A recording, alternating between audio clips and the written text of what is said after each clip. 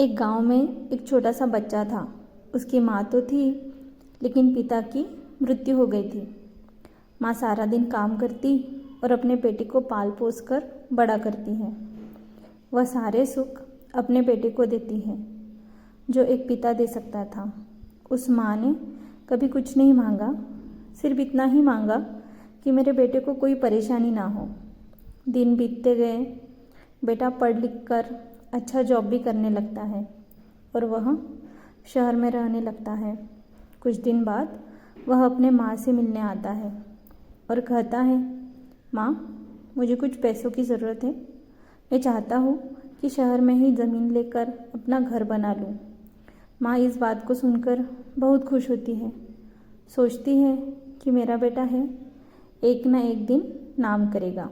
जिंदगी भर की बचाई हुई पूंजी को निकालकर अपने बेटे को दे देती है। बेटा शहर चला जाता है और उन पैसों से अपना घर बना लेता है। माँ इधर इंतज़ार करती रहती है कि मेरा बेटा फिर से आएगा, एक ना एक दिन तो मेरे पास आएगा ही। जाएगा कहाँ? उसके पास अब कोई नहीं जाता था, क्योंकि ना ही अब उस माँ के पास पैसे थे और ना ही रहने की जगह थी। कुछ दिन बाद बेटा फिर लौट कर आता है और अपने माँ से कहता है, माँ, अब आप दादी बनने वाली है। माँ को बहुत खुशी होती है। इस बात को सुनकर वह कहती है, तू मुझे मेरी बहू और पोते से कब मिलाएगा? बेटा कहता है, बस माँ, थोड़े दिन और। माँ, मुझे कुछ पैसों की ज़रूरत है, क्योंकि आजकल थोड़ा जॉब में खिचबिच हो रहा है, जिसके कारण से मुझे कुछ दिन के लिए सस्पेंड कर दिया गया है। माँ के पास कुछ नहीं रहता है देने के लिए, लेकिन फिर भी कहती है, अच्छा बेटा, तू रुक, मैं अभी आई कुछ पैसों का बंदोबस्त करके। माँ बाद में महाजन से कुछ पैसे उधार लेकर अपने बेटे को दे देती है और बेटा पैसे लेकर शहर चला जाता है। बरसों गुजर जाते हैं। माँ सोचती है कि मैं तो अब दादी बन गई हूँ, मेरा बेटा पता नहीं मेरे नाती को लेकर कब आएगा।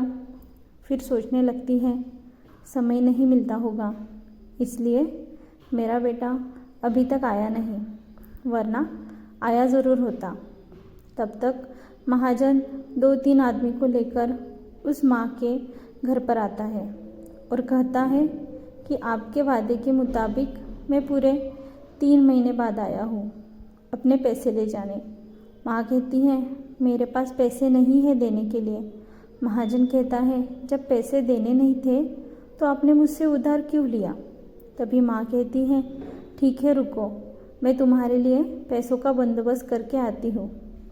और वहाँ के नज़दीकी अस्पताल में चली जाती हैं। वहाँ जाकर अपना ब्लड डोनेट करती हैं और अपनी एक किडनी बेच देती हैं और उस महाजन का कर्ज छुटा कर देती हैं।